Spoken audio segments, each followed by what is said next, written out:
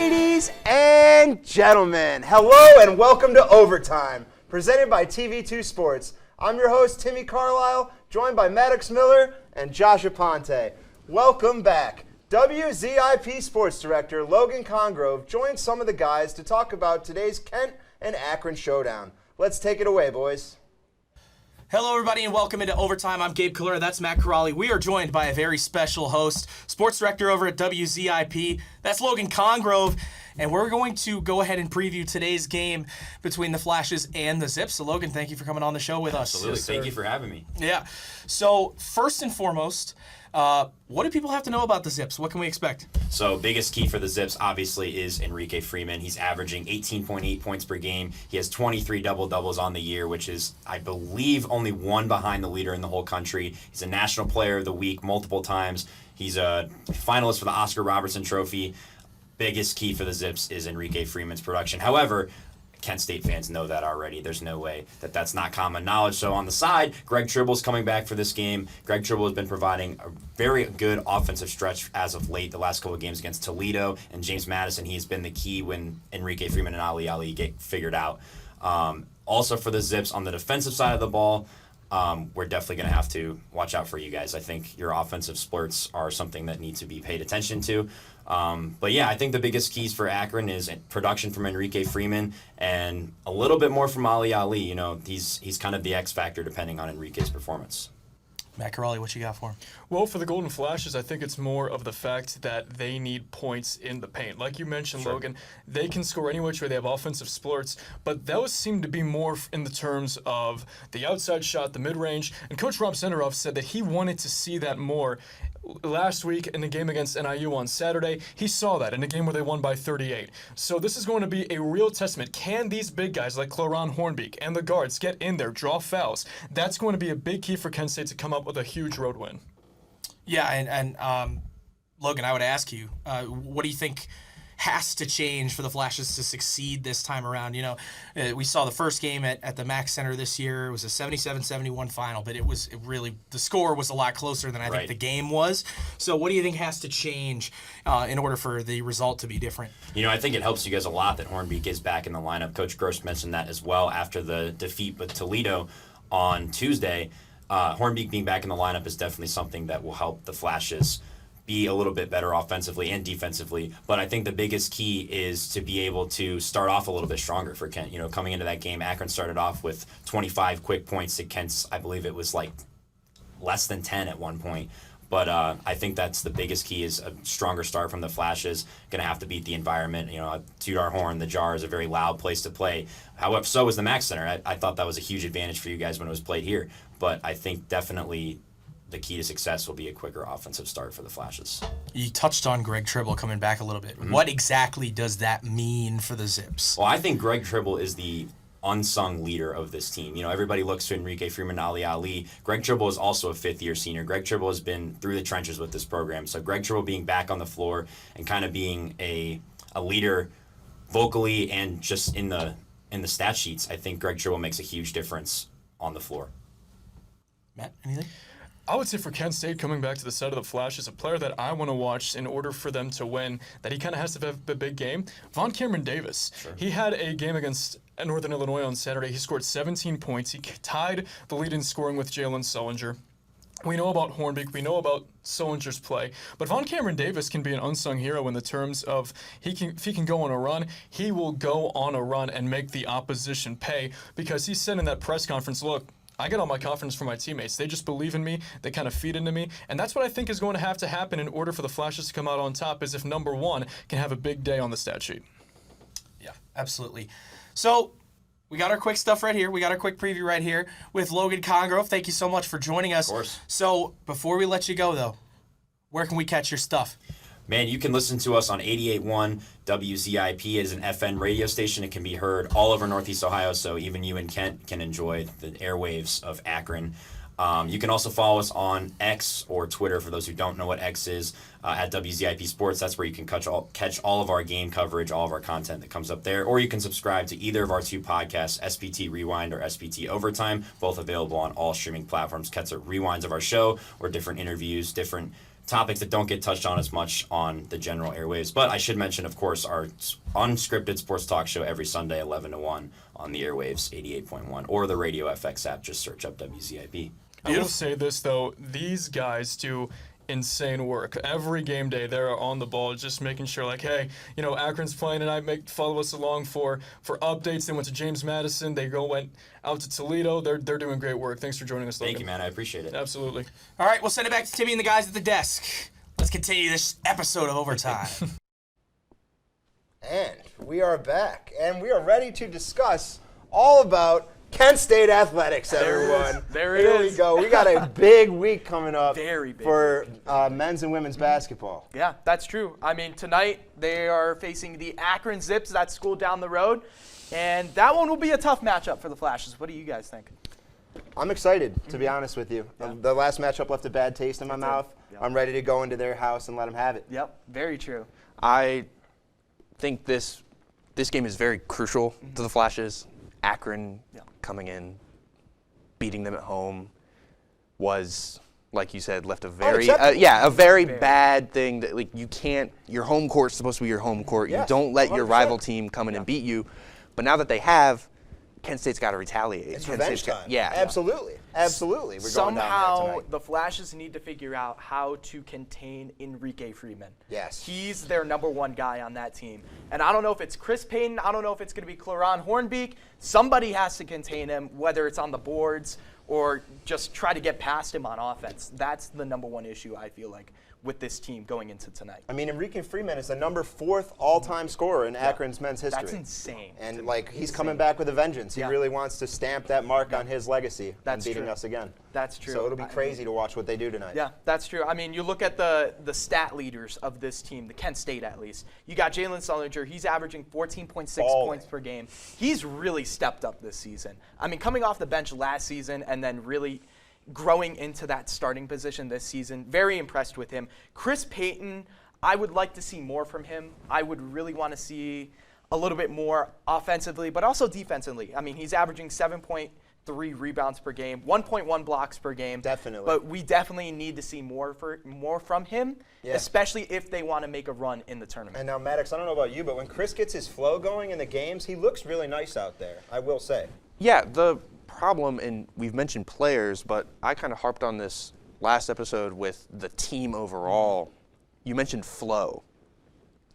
They started terribly against Akron last time. I was there for the game, and the first half and the first couple minutes were miserable. No shots were falling for the Flashes. Everything was falling for Akron. They were getting all the rebounds. Enrique Freeman was a monster against Kent State. I think the flow is the most important part, and finding that in the first 5 minutes will be absolutely paramount for Kent State if they want to pull off this upset. Exactly. I'm looking for shades from our semifinal matchup last year in the MAC tournament if we want to be successful tonight. They're going to have to do something because, like you said, you got to start off this game and you got to set the pace. You got to set that pace early, especially against, like last game, like what you guys said. They need to set the pace. And they can't fall off later in the game as well, because we've seen that a lot with this team where they've had big leads going into the half, and then after the half just catastrophically falls apart. They need to keep that same energy and keep it throughout the entire game. Well, let's get things going tonight, and then let's shift over into women's basketball tomorrow.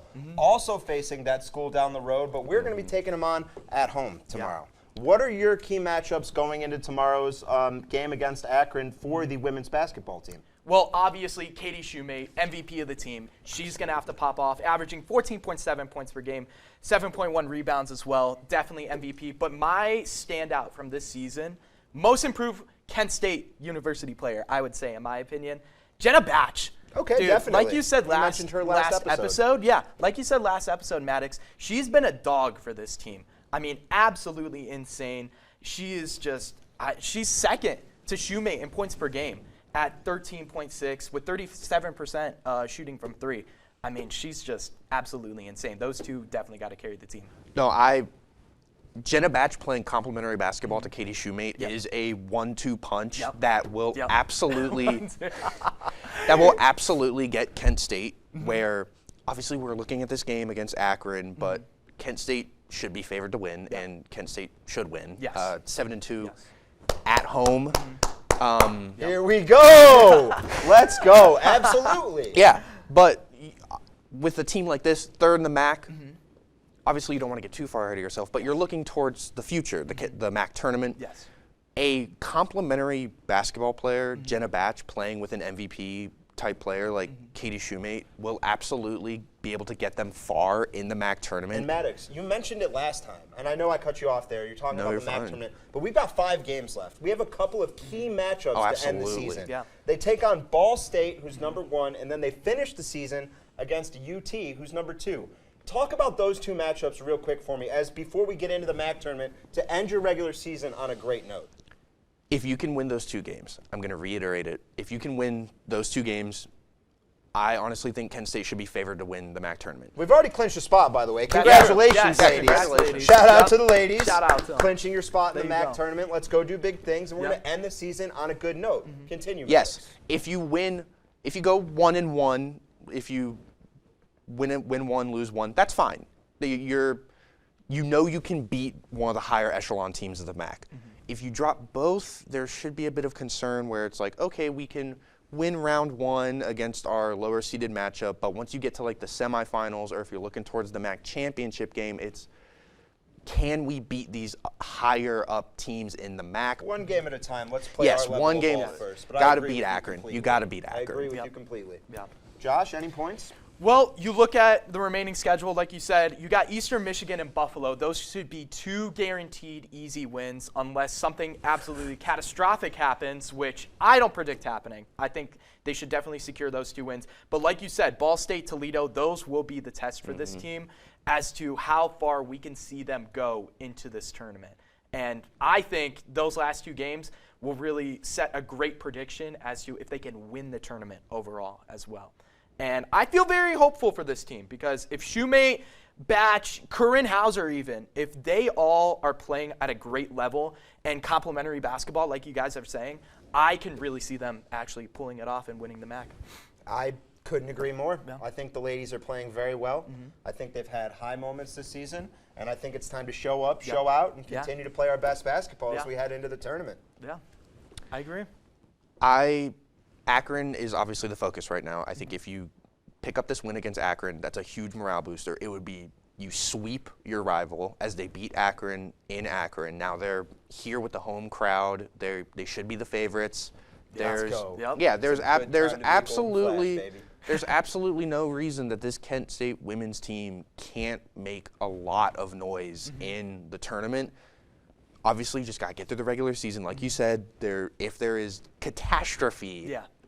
then maybe they drop one of those final 2 games against teams we should maybe consider lesser opponents. But you have those 2 marquee matchups that are going to be really big for the women's team.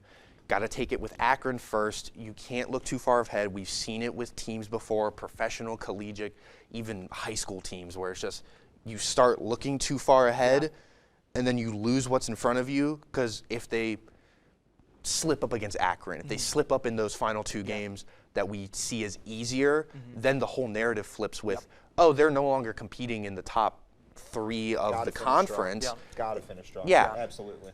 We don't want this team to be looked at as, oh, if they go on in the MAC tournament and win the MAC tournament, it was a miracle run. We want to be, no, the Kent State women's basketball team is a serious contender for the MAC championship and has no reason not to win the tournament. There's zero reason that they should be seen as some Cinderella story for the MAC. They should be one of the powerhouses of this conference at the ending stretch of the season. Yep. Word. Yeah.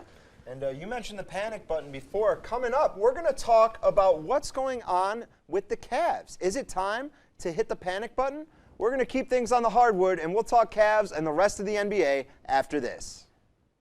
We've talked about the happenings on the court here in Kent. Now let's shift the focus to the pros.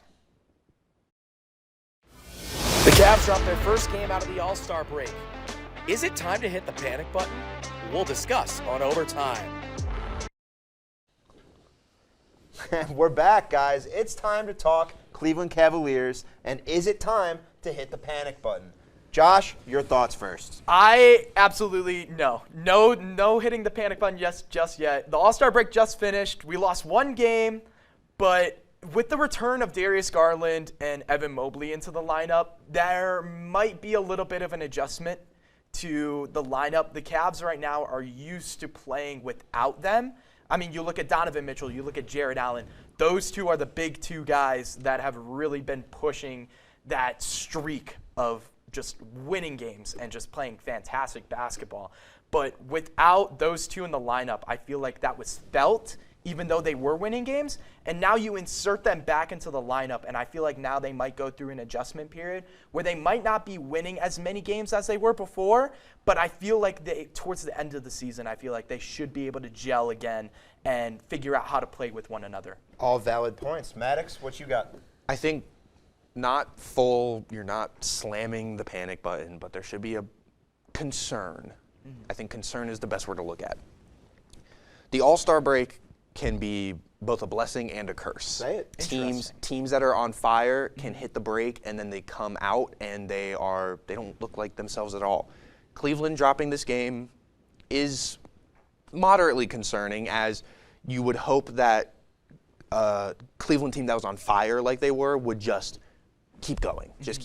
We've seen it, not going to get into this too much, but we're even seeing it in the NHL where the Canucks are falling apart right now. But the concern is, can the Cavs perform without Donovan Mitchell always on the court? That's a big one. That right there is why I myself am hitting the panic button. I'm not slamming the panic button, but it's not enough for me to close the case and say no deal, Howie.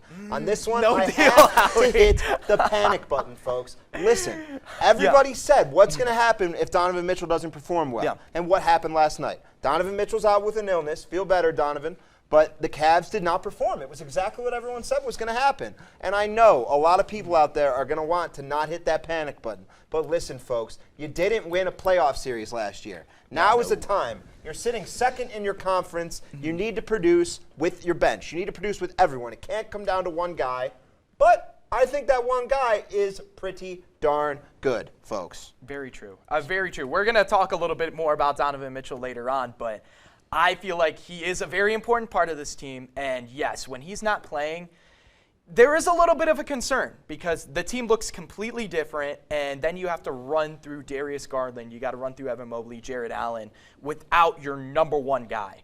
And I feel like that's where a little bit of the struggle will be. I mean, that's with any team, I feel like, though. And I feel like with Garland finally coming back, starting to get into the rhythm of things, you got Mobley to relieve Allen at some points. I feel like we should be fine, or the Cavs should be fine. And I don't know. Valid points. Well, so if I could quickly interject. Go for it. We're talking about hitting the panic button, but the trade deadline's passed. All the people that got bought out are most likely have signed with teams. So sure, you're hitting the panic button, or if you are hitting the panic button, what do you do? The only thing you can do now is make lineup changes and call up guys from the G League. Yeah, so that's you're sticking with the roster you got. Well, speaking of calling guys up from the G League, I will say Sam Merrill has been an incredible addition to this team. I have absolutely loved what I've seen from him, and he deserves to be in that lineup every single game. I mean, he spreads the floor so amazingly with his three-point shot. I mean, just fantastic. He spreads the floor and allows our bigs to have more space in the paint, as well as guys like Donovan Mitchell or Darius Garland. When they're driving in, spreads the floor, they can either kick out to Merrill or they can just go right up because there's one less defender worrying about Merrill and the Money Merrill, as Donovan Mitchell's jersey said. Money Merrill. Money Merrill hits every single time. Let's go away from players like Sam Merrill. And no offense, but let's talk more now about some of the NBA awards players, and let's give some of our predictions. Because I personally, and this could be a hot take, but I don't think Sam Merrill is going to be in any of our awards discussions. Well, you know, Money Merrill is my MVP. No, I'm just kidding. I'm joking. All right, so let's start off with the MVP. Let's go around, share who you guys got for the NBA MVP for this season. Well, mine, I have to go with Jason Tatum, okay? I don't know. I know a lot of people are not saying it, but I'm seeing it, and I feel like if the Celtics can hold on, secure that number one spot in the East, and he keeps performing at a high level, I feel like Tatum could get it. I mean, right now, you look at his numbers. He's averaging 27.1 points per game. That's insane to me. I mean, he is on a scoring rampage. You look at the rest of his numbers, he's got 8.5 rebounds per game, 4.8 assists, and he's also shooting 47.5% field goal percentage. I mean, that's fantastic. Celtics are 44-12. That's a league best. That's a league best right now. And honestly, I don't see them cooling off anytime soon. Maybe the Cavs, if they continue being hot like they were before the All-Star break, maybe they could try to hop them, but I don't see how the Celtics can back off and like cool down for a little bit, especially with Tatum leading the way. Best record in the league for a reason. Yeah, very that's well true. said. Maddox, who are you thinking for MVP this season? So you say 28 points per game. I raise you 31.1 points per game with Shai Gilgeous-Alexander, point guard, Oklahoma City Thunder. He is my pick for the MVP. I believe he is fully deserving. He is the star of a second-seeded Western Conference team, which Jason Tatum leading a first-seeded team is a valid argument. But 31 points per game, as I mentioned, 5.5 rebounds, 6.6 assists. He is shooting 54.7% from the field. Very efficient. Yeah, hitting over half your shots is, as an NBA coach, that is the dream. Yeah. If your player, you can flip a coin and say, well, one side he's going to hit it, one side he's going to not. That is amazing. That is amazing to do. He has continued to improve with the Oklahoma City Thunder. If you remember, he was originally a Los Angeles Clipper, a part of that Paul George trade. People thought he would be just kind of like a so-so piece, and he has blossomed into one of the best scorers in the NBA. He's consistently a 31-point-per-game scorer, and I see no reason to not give the MVP to a guy like Shai. Very well said. I, too, am going to give my MVP to a player who's playing on a second-place team right now, and that's with the Cleveland Cavaliers. Donovan Mitchell, boys. He's my pick for the MVP. Bit of a long shot right now, but what he's doing, the numbers he's put up for the Cavs, he's irreplaceable. He is by far, in my opinion, the most valuable player. He produces so much. We were talking about last episode how he's up there with LeBron. Yeah. I mean, statistically speaking, he is producing at levels that haven't been done since that number 23 was around, worn by Mr. James here in Cleveland. Yeah. So that's my pick for MVP. You guys had some very valid points. I'm excited to continue the discussion here as we now move toward our Defensive Player of the Year. Josh, who you got for Defensive Player of the Year? Defensive Player of the Year. I was looking before the show. This has never happened before, but I predict two things, right? Victor Wembanyama, the Frenchman, if you will, he will win Rookie of the Year and also Defensive Player of the Year in the same season. Same season. I think it'll happen. You look at it, he's averaging 3.2 blocks per game. He has a total of 161 blocks already on the season. Maddox seemed a little concerned over there. What are your concerns? The thing is, he is a rookie, and the problem is, if we're doing predictions and trying to think who will win it, most likely the league won't give it to a rookie no matter how deserving he is. And so for my pick, I also have a Frenchman in Rudy Gobert. Oh, he's won it. Interesting. He's won 3 times already. Yeah. So voters' fatigue might get him. Yeah. But I do believe that he will win his 4th, cement himself as one of the best defensive centers that we have seen in NBA history. He's averaging 2.1 blocks a game. That's 8th overall, which is low for his standards. He's averaging 9 defensive rebounds, which I think should be taken into consideration for Defensive Player of the Year. Being able to strip away possessions from the offense, I think, should be very much considered for defensive play. Wembanyama is a monster on the court, though. He's literally an alien against everyone else. There is no reason that he shouldn't win Defensive Player of the Year, but I think they will most likely go with kind of the voting favorite in Rudy Gobert, and I go with that. Interesting. Timmy? And I think I'm going to take Bam Adebayo out of the Miami Heat for my Defensive Player of the Year. All centers. I had the opportunity to sit courtside at a Cavs game a couple years ago and really watch Bam ball out. And let me tell you, he is an absolute monster. And his stats this season are pretty good. He's averaging 1 and 1 blocks and steals a game. pretty good. I mean, it's not really high up there, Yeah. but his point production, I know it's for a defensive player of the year position, but you're looking at a guy that can come out and get you that defensive production and put up 20, 10, and 4. That's 20 points a game, 10 assists, and 4 steals. 10, 20, 10, and 4. There 20 we go. points. You say he's averaging 1 steal a game. Yeah. That For a big man. I was gonna say, as a For a center, big that is man, very yes. impressive That because is. I don't have it here, but Gobert's averaging like point something, and Yeah. so it's like the steal and the block, because the steal shows that he's also able to play out on the perimeter as Yeah. a defensive man, which as a center is very big for him. Yes. Yeah. I see all 3 of these guys being most likely finalists. I'm very curious to see. The interesting part will be who makes all defensive team between the 3 of them, as they all play the same position. That will so be who an will get interesting in one. over the other will also most likely win the award, but Yeah. it will still be interesting to see who can get that accolade. Yeah. And when we come back on Overtime, we're going to have a new segment. We're going to guess where some of the NFL players went to college. It should be a fun one. Sorry to cut you off, Maddox, but we'll be back after this. All right, we are back here on Overtime, and it is time to play Who Does He Play For? The new segment here on Overtime where me, Josh, and Maddox, and I just flipped it. That's too funny. Yeah, other me, way. Josh, and Maddox here are going to try to guess where the NFL player went to college. And this should be good. Our producer, Gabe, has supposedly made this pretty hard for us. So, without further ado, it's time for Who Does He Play For? I don't even know who that is, let alone where did he play for, but where did he go? Alex Pierce. I believe he's a tight end for the Indianapolis Colts, if Okay. I remember, if I know Tight correctly. end for the Colts, Alex Pierce. He looks like a Purdue Boilermaker to me. Oh, Purdue Boilermaker. Gabe will be happy about that one. I might have to go. That's a tough one. I don't know. Maddox? I'm just throwing out a dart. Yeah. I'm going to go with Missouri. Missouri. Yeah. You know what? I'm also going to throw out a dart. I'm going to say Oregon. Why not?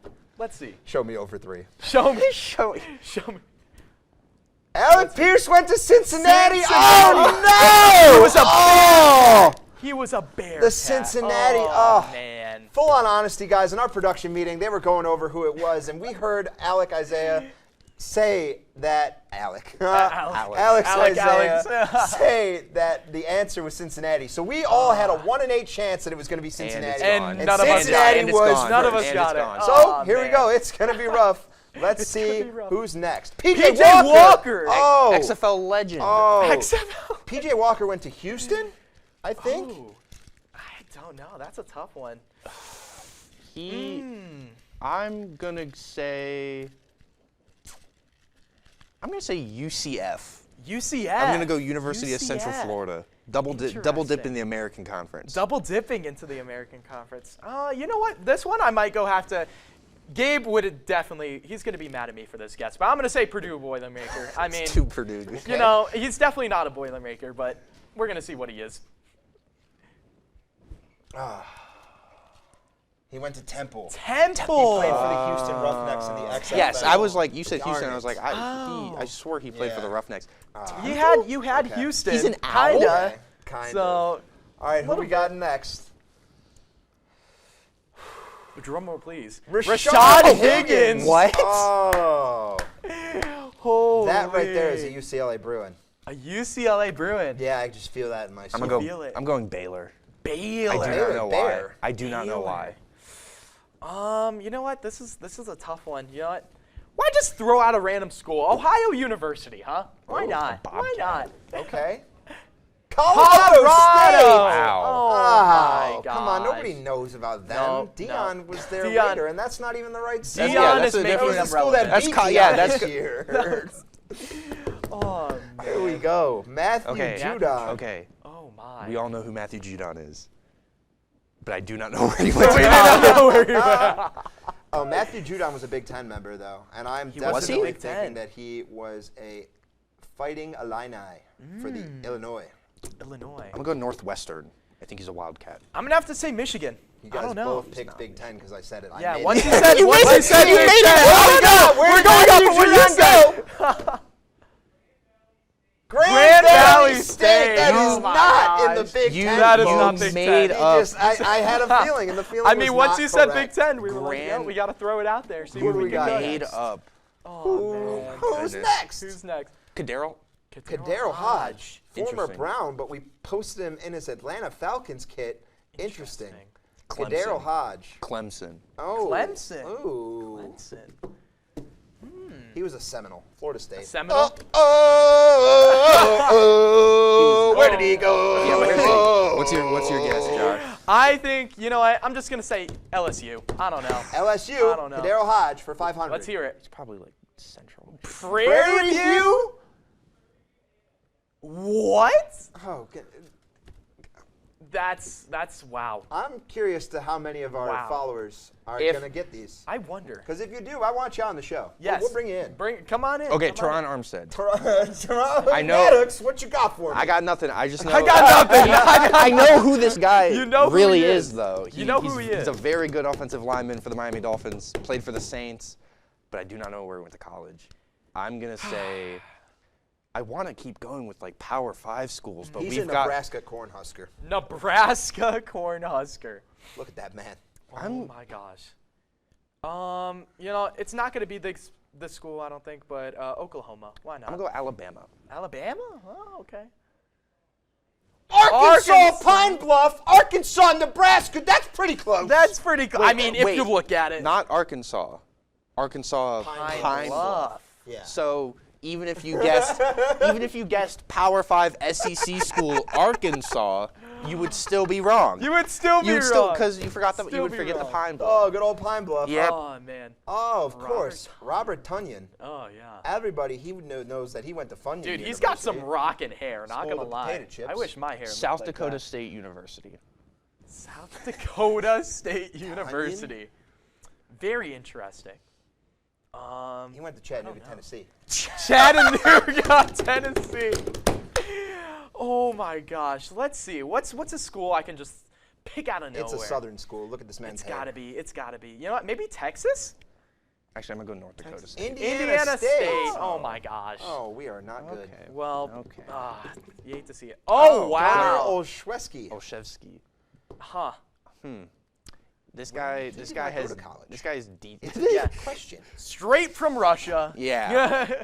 Connor Olszewski. Interesting. I don't know. Does he That's play a tough hockey? one. Does he? Maybe Gabe is throwing us a curveball. He might be. I'm going he might be with, D3. California. Golden Bears. Golden Bears. Interesting. I'm gonna go Richmond Spiders. Richmond Spiders. You know what? I think we're getting a curveball. I think this guy came straight from the Pittsburgh Penguins right there. He's a hockey guy. prospect? He's Oh. a hockey prospect, and he got called up from, He got called from up the to skates. kick return. He undid the skates, and he was like, you know what? I'm going to put on the cleats, and that's what happened. Let's see. No way. He played for the Steelers? Yeah. Oh, my gosh. Bemidji So State. Wait, I where had did he- Pittsburgh, Where? but Bemidji State. Bemidji. Okay. Thank you. where Gabe. is that? Thank you, I don't Gabe. even know where that is. Producer Gabe. Wow. Or director Gabe. Director, Oh, sports man. director. DeAndre oh, Carter. I'm gonna be honest. I don't know who that is. Me neither. Not gonna lie. I've known Not everyone on this gonna list, lie. and this is the one. DeAndre Carter. So it's unless we are being completely messed around with. Yeah. This guy Oregon. went to some. Oregon. Okay. He Oregon. went to- the went to- Ducks. I am gonna say we're gonna say Central Michigan University. Central Michigan. CMU, the MAC. in the MAC. Nice. Interesting. I'm gonna go. Let's stick in the MAC as well. Let's say Akron. Why not? Ooh,